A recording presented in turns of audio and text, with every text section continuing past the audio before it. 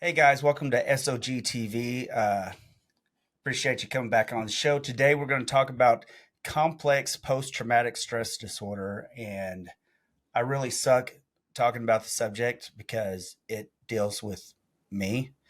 So I'm going to bring in my lovely ex-girlfriend, um, and well, she's my wife also, but I prefer calling her my ex-girlfriend. It's a lot funner.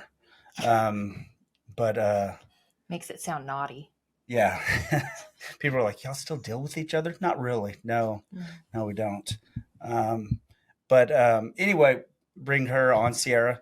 We're going to talk today about CPTSD and the difference between that and PTSD. A lot of people, I mean, since I've made a couple of posts talking about my childhood, which I never really intended. I did. I just didn't think I would. And I ended up Yeah. talking about it a little bit. But I've noticed a lot of people have no idea what PTSD is, and especially what CPTSD is, or what it really does to a person. They just think it makes a person have anxiety or something, and Yeah. it's nothing It's like it. it's pretty well, it's complex. Uh, some most CPTSDs are people or a lot of the times it is from a childhood trauma. It's a long-term multiple uh times trauma, whereas PTSD is usually just a one-time event. I say it's like the difference between, let's say you have two fighters, two UFC fighters, MMA fighters, whatever. Um, you have one that goes into the ring, he gets punched one time really hard, knocks him out, and leaves. And he ends up having issues from that one punch. That's PTSD. Yeah. You have another that spends 15 years getting beat on and gets bones broken and fractured and then comes out 15 years later, and you're trying to figure out which part came from which, and it developed into so many different problems. Yeah. Um like you and I both have CPTSD, but it's different for both of us. Not all the symptoms are the same. Some of them are, but not all of them are. It's one of those things. Mine has been around for quite a while. I've been dealing with mine for years. Yours just showed up recently once our daughter hit the same age as when your experiences, you can remember them starting. Well, I honestly, it was on accident that I didn't even think about it. Um, I guess I'll quickly tell a story. If it wasn't for a buddy of mine that and I'm not used to telling people what anything about my problems. I just happened. I was at that point. It was literally the only time in my life that I'd ever been suicidal. Um, but I wouldn't kill myself. I just the thought was there, and I was mad. I was pissed off because I had a daughter, and I knew I couldn't kill myself. I was that upset because I wouldn't leave my daughter like that. But it was the only time in my life I'd ever been like that, and I didn't understand it. And we were at a buddy's house, and I was explaining it to him, and he said, "Was there any time that you ever, as a child, anything ever happened to you?" Because of course, my friends, they don't know a lot about my childhood. My best friend didn't even know a lot about my childhood.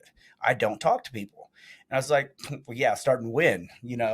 And I just kind of laughed it off. And he said, "Well," he said, when was the?" He said, "What about when your daughter, when she was her age now?" Or I when you said, were her "When age I now. when I was her age." Well, like that episode that I just had earlier, and I named it what the devil drove me to church. Yeah. I was 5.5 years old, the same age as my daughter was whenever I started having symptoms. Suddenly, out of nowhere, I started having physical symptoms where my body just started. It was like vibrating, convulsing, but physically, if you looked at me, she couldn't tell that I was convulsing or anything. I was Yeah. just frozen. But You didn't feel like it or look like it or I did. anything. I felt it, and it was scaring me. It was the only time I'd ever. I don't get scared easily. I'm not machoism or anything like that. But you've dealt what I've dealt with. You don't scare easily. I'm not scared of death. I'm not scared of dying. It's just I just didn't want to leave my daughter. No offense to my wife. I've been married a couple of times. You know I'd survive. Yeah, I know my wife would survive. I'd survive if something ever happened. But my daughter, no, I couldn't do that. Yeah. And and I didn't know what to do. I and I used to make fun of people. I really did that have PTSD, and I'm like, I thought it was like anxiety, and because Yeah. I'm like, I had this life that was, I was like, and I'd hear these stories of people with PTSD. I was like, that's nothing compared to my life. I didn't. I was like, they're a bunch of pussies. I mean, just give them a tub of Vagisil. I mean, heck, you even a few times to me when I was having issues, you're like, why are you doing that? What is wrong? Like, get over it. Yeah, get over it. And now that you understand, you're like, he said, he's sorry to me for how, years ago that he reacted to when I was having issues. It really is for people who don't have some type of PTSD, complex PTSD or regular PTSD, to understand those that are going through it. You don't know what's going on. Yeah, you don't. It is a very what is the word I'm thinking of? Complex. Yeah, I guess we could go with that. Complex thing we go through because everybody reacts differently to it. It's not all the same. The symptoms are similar, but everybody reacts differently. Like you and I, from our experiences, we both have trust issues with people. Yeah. We don't always trust what somebody's saying. I mean, it's very rare, that we do trust when somebody says something to us. We don't take it to heart. We take it with a grain of salt. It takes a lot for us to trust someone. CPTSD is indoctrination. It is so ingrained into your psyche, your personality, your behavior. It's the only way, us being in the Bible Belt, the best way to compare it to is try explaining somebody that's a believer in the Bible. Tell them that it's not real. Yeah. Tell them it's not real. Anything of it, no matter what it is, it doesn't matter. You will not convince otherwise. And I'm not saying it's not. Same thing with a Muslim. Tell a Muslim that the Quran is not real. That's not the word of God. Tell them that. You're not going to change their mind. Nothing you can say will matter. It will not change their mind. People don't get that. It's indoctrination to the point that you see life differently. I don't look at people the same way. No. Yeah, you don't. I mean, it's one of those things because of what happened, your traumatic events. It has made you where you see the world differently. You see it through eyes that actually can discern, what people's motives are. You're able to read people. And sometimes you read too much into it and, count people out before you think. I mean, I don't remember who right off the top of my head, but I know there's been a couple people who are like, oh, I thought completely different of them until I got to know them. Yeah, when we first got together, you would try to hide things and not say anything what was going on. You pretend like nothing was bothering you. And I could I hate sounding like it's some kind of superhuman strength, but empathy is, people know what empaths are. Yeah. I could feel your energy. I could feel what you were thinking. And nothing would ever get past me. And for the first couple of years, it was a big deal. We'd get into arguments because I knew you weren't telling the truth. Yeah. And it wasn't because I didn't want to, but I had been indoctrinated into, don't tell how you really feel because it's going to be used against you. You have to go and tell it's fine. You have to go with people and say it's fine. I'm fine. Otherwise, sorry, I keep saying a lot. Otherwise, the person can use how you're feeling against you. And that's what I grew up with. I couldn't say there was something wrong because then, the other person would be like, "Oh, I'm this horrible person. You think I'm a horrible person." So my problem is that I would hold it in because I thought you were going to use it against me. But it took a little bit for us both to work through that issue where you would, think I was doing it out of spite and me thinking you were going to use what I was feeling against me. Even saying words like anybody that watches my older films, and I still do it, just not as bad. Using the words is all it is our way of trying to reach feedback to say that the person is listening to us. Yeah. Because you're constantly feeling like people are not listening. And in fact, that's what got me to even want to do this today, was because I made a post, and a lot of people, I say a lot of people, a few people said, well, you can't just assume that people aren't listening to you and stuff like that. I'm like, the hell I can't. Yeah. When you I'm grow like, up the way with people not listening if to you, people aren't responding to me and my view count isn't saying people are looking at things, I'm going to assume that nobody's watching. Yeah. If nobody's telling me that they're doing that they support me, I'm not going to assume that they support me. Yeah, and that also has to do with your self-view also. And that is when you have a negative self-view of yourself from these traumatic events that have led to CPTSD. uh, it makes it to where you don't, I mean, you don't trust that you're good enough for somebody. You're good enough to, have people actually care. Yeah. And, having that viewpoint leads to where you don't think somebody cares, even if they do, and they say they do. You start looking like, you're not showing me that you do. Well, it makes it really tough. I know this is going to really irritate some people, and they're like, you spoke to a witch woman? But I had this friend of mine that is a psychic, and she was explaining to me that she said, imagine you're at a Thanksgiving dinner and somebody asks you to pass the mashed potatoes, and you don't know how to grab the mashed potatoes. How are you going to hand it to somebody? Yeah. And that's just like love and anything. If you don't know how to receive it, how can you give it? I'm always I don't know if somebody is responding to me out of real love, or if they're people say brother. Like, I had this guy that messaged me, and he kept on calling me brother, or kept on, and he was this his internet personality type, and he's been on this tour with me, and I kept on testing him, as if he was not. I was like, I don't really trust you.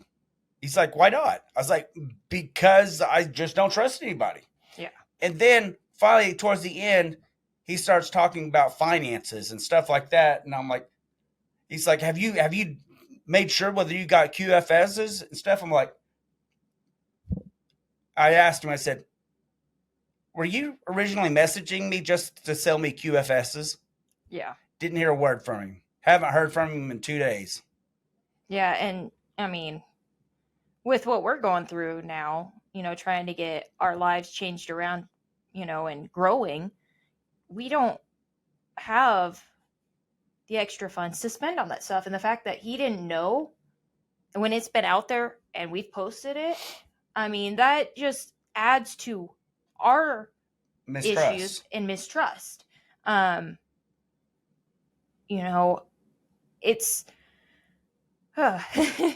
it's nerve wracking. I laugh, but I'm not laughing because it's funny. It's just, and that's the thing with having stuff like that. And I know there's a lot of people out there with PTSD and CPTSD, and they are different, with different responses, and they cause their own different problems. If you've had a traumatic childhood, and it's typically a childhood or somebody that has been kidnapped, for long periods of time, they're going to have more of a CPTSD type situation. Yeah. I mean, I've had PTSD from car wrecks, so I know the difference because I've dealt Yeah. with where I was scared to go through an intersection or something, and I couldn't figure out why. You know, but it, the level of mistrust with people is beyond rational. It's just I can never look at somebody and believe that they really love me. I've never been able to do it. My daughter is the first and only person that I've ever done it. I've told my wife that. Yeah. And I don't see it as a negative towards me. I know that now that we know what's going on, uh, and from my own personal experience, I know that it's not me, and I know that he doesn't mean it meanly. It's just how our brains have been wired, and how his brain is wired is to not trust. And, you know, it's hard for either one of us to open up about stuff on some things. I can open up and make fun of my childhood now, but if you would have asked me 10 years ago, 11 years ago, it would have been a completely different reaction. Um, so you opening up about things that have happened in your childhood that you can remember, because there are plenty of things I can't remember, and I know there are plenty of things you can't remember because we have a detachment from some of that trauma, so we don't remember everything. But but that has all uh, shaped and molded our nervous system into what it is today, how our brains react to things today. And, we don't intentionally mean to not trust people. It's just how we're wired. I've what I've learned to do. It's kind of like when I give money away. Hmm. I don't loan money to people. I'm talking lots of money. I Yeah. mean, it doesn't matter. I've given in 2008. I gave over 25,000 to one friend of mine. Another friend I gave $3,000 for her attorney fees. I had money at the time. I wasn't just blowing it; they needed it, Yeah. and I gave it away. Um, I didn't look for it to come back. That's the same thing I give with people. I give them trust, but it's not that I'm really trusting them. I just know that I can lose it. It's Yeah. not going to kill me if it doesn't come back. I don't put people, I don't give them the ability to hurt me. Yeah. So so if they do something to hurt my trust, it's not going to hurt me. Yeah. We don't put, if we, like, if you do put trust in someone, it's not, like you said, it's not a trust that's going to come back to hurt you. It's a very limited trust. And that's why it's been very difficult to be so vulnerable during this time, giving so much information and starting this GoFundMe and everything. And when we've needed help, it was people don't understand how difficult it is, and it was to even start it. They can only think of it from their point of view.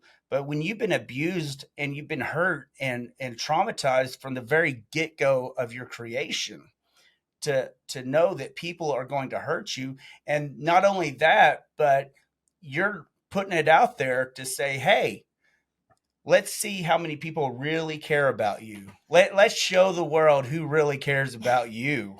Yeah, let's do Yeah. that. And then it, And then it proves that people literally care about this donkey, raise $30,000 for a donkey, but we're not going to give anything for you. Who cares about your family that they're going to be homeless? Nobody cares about that. That's what I see. And people look at me like I'm being hateful because of it and ungrateful. I'm like, no, I appreciate it. I appreciate everybody that has helped me.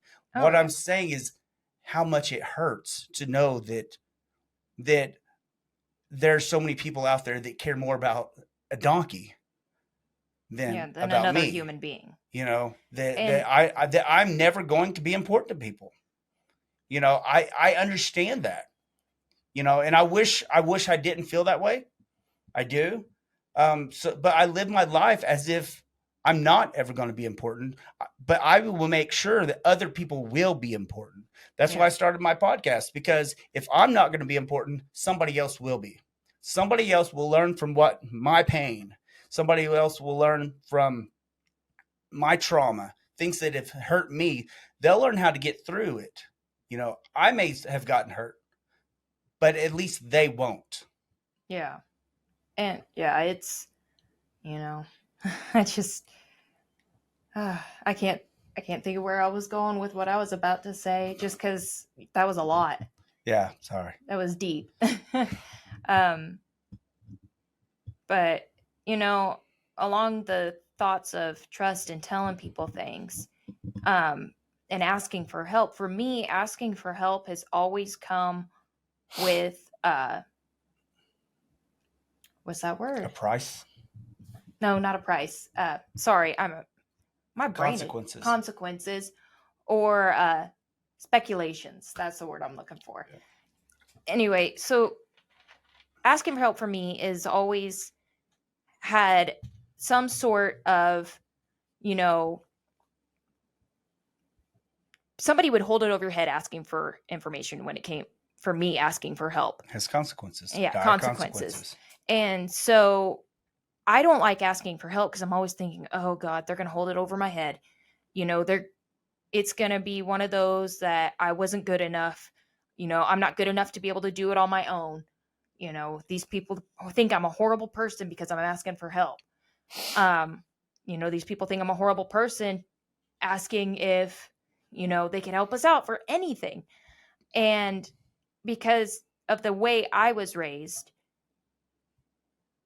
that was always the thing. If you needed help with something, there was a consequence to be needing help for that. There was a guilt trip, and it was something that I've just learned over the years. Just, if you ask for help, it's not gonna be good to get it.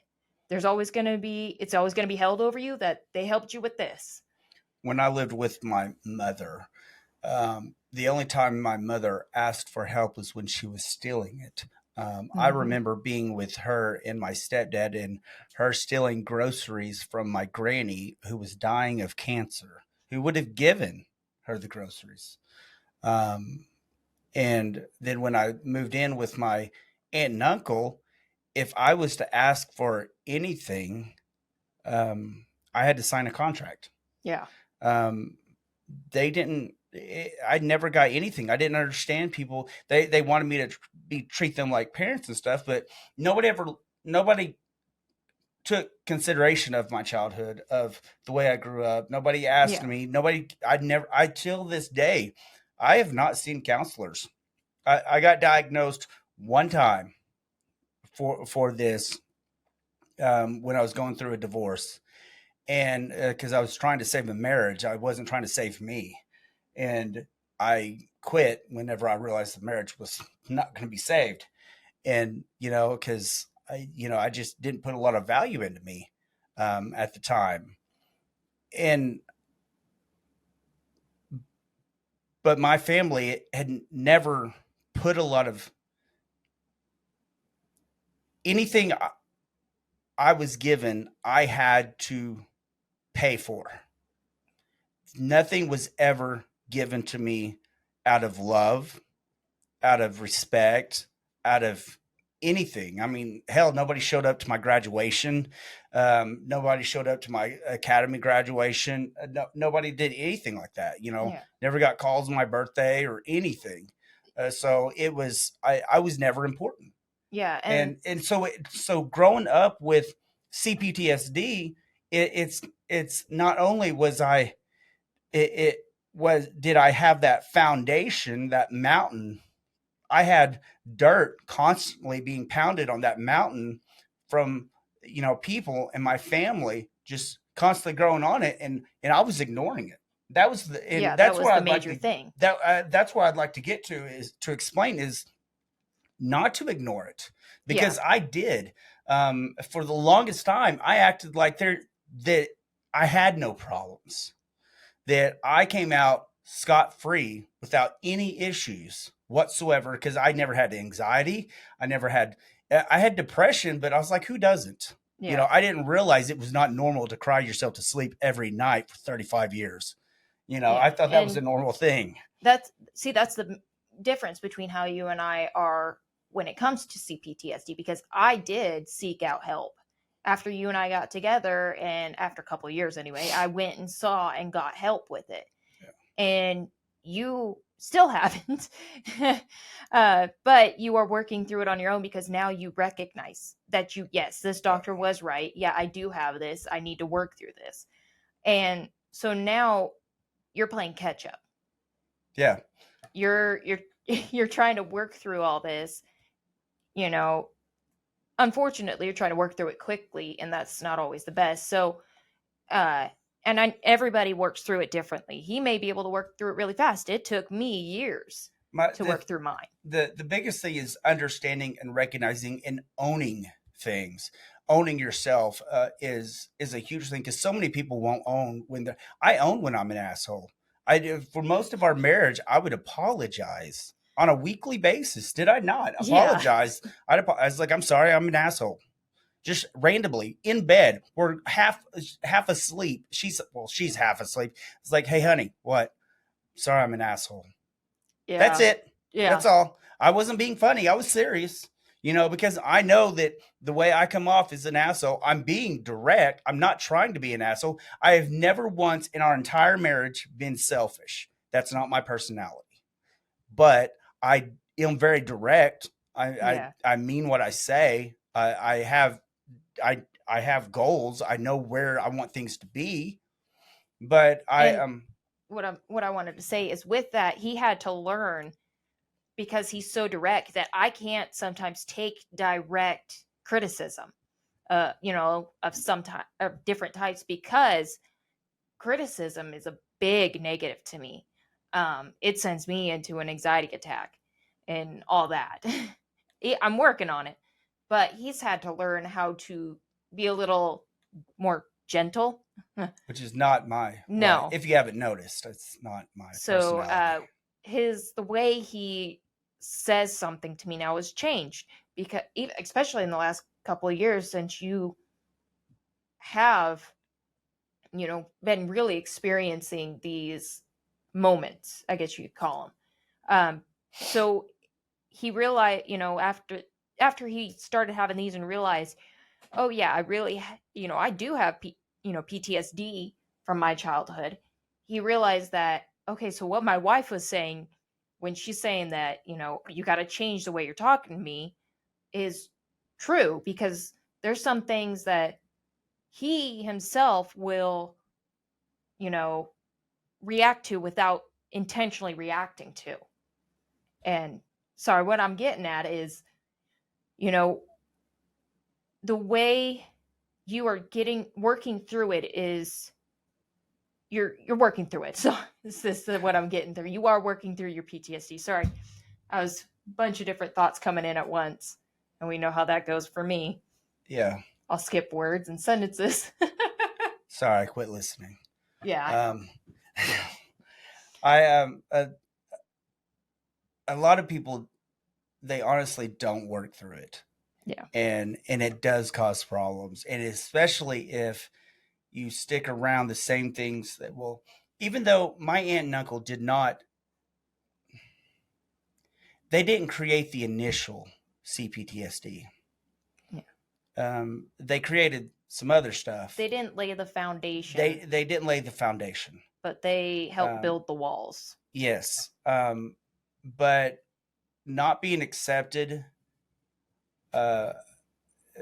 it didn't help. And it wasn't until I finally decided one day, it was Thanksgiving 2019. I decided, because I just had surgery and nobody seemed to care. And so I was like, you know what? I'm going to call, I'm going to text, and I'm going to say happy Thanksgiving. And that's it. And I did. Nobody ever said anything back. Then that Christmas, I did it again. And that was the last time. Between the time I sent 3 messages, And I said, I'm not quitting them. I'm letting them quit me. Yeah. And I'm not going to force myself to be in a toxic situation. They're not bad people. They're not. My family is not bad people. Um, we just have different personalities, and they didn't grow up the way I did. They don't understand how to deal with somebody that grew up the way I did. So I'm not blaming them. I'm not faulting them for how they handled me.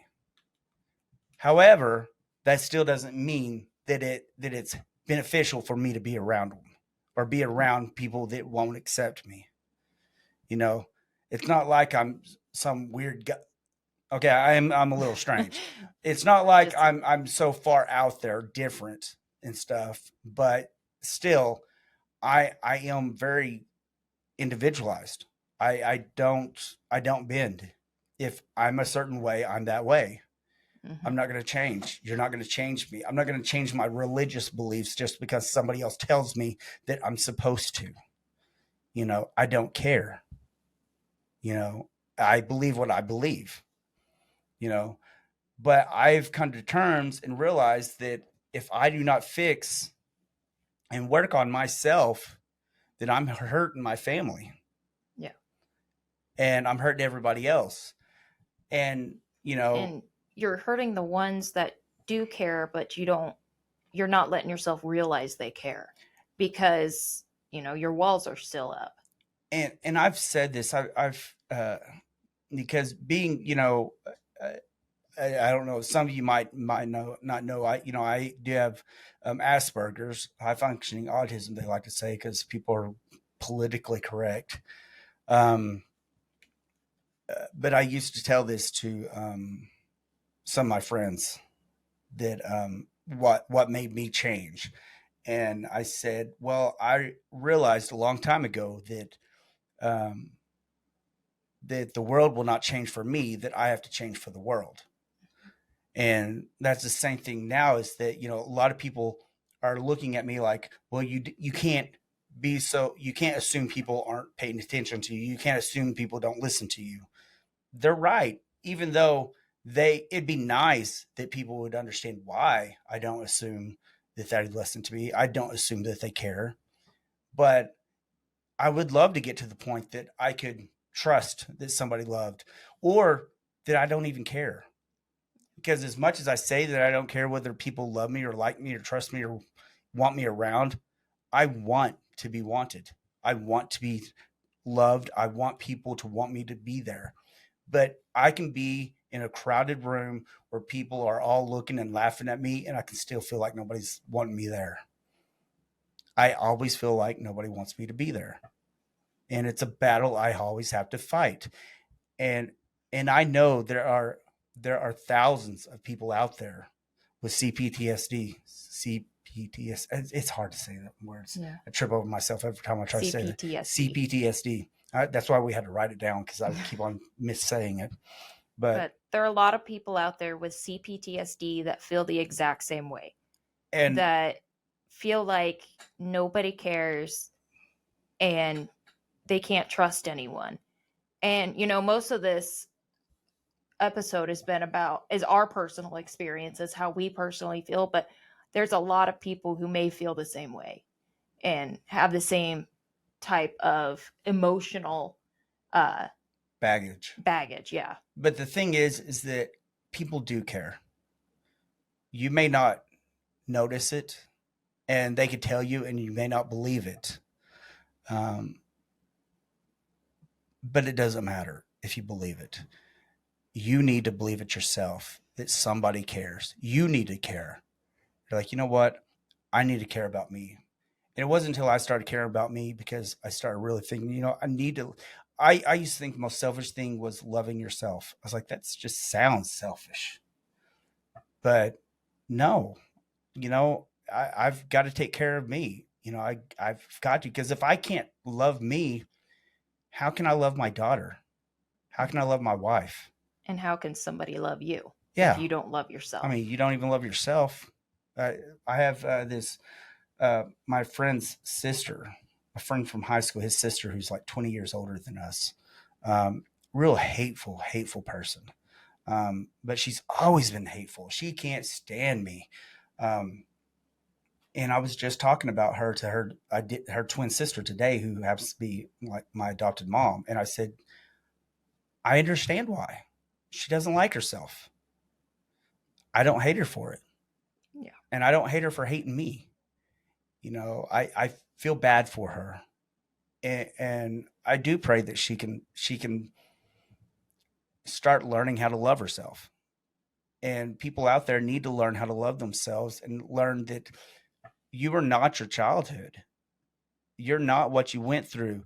You were forged in fire. That's what you were. That's what makes you a better and stronger person. But only you can make yourself a better, stronger person, because you can make a sword out of it. You have to use fire to make this sword, but you can't just throw metal into fire. It has to be pounded. You have to hammer it. You have to Hammer forge and it shape it. into the right shape. You are the blacksmith or the brownsmith or the whitesmith. I want to be non-racist, but you're the smith. Only you can love you. Only you can make you what you want. Stay in peace. Stay in love. Hey guys, I want to personally thank everyone for liking and sharing my videos. Uh, if you want to continue to see my content, all you got to do is press that subscribe button and I'll notify you as soon as a new video comes out. I don't get paid for any of this. So if you want to buy some of my merch, like my shirts, like Jesus is a Badass or my Don't Be a Dick shirt, you can easily go to my merch store, which is at sogtv.org, which I will have it in the description at every video. So push that, go buy yourself a shirt. I appreciate it. Have a blessed day, and I will see you at the next episode. Thank you.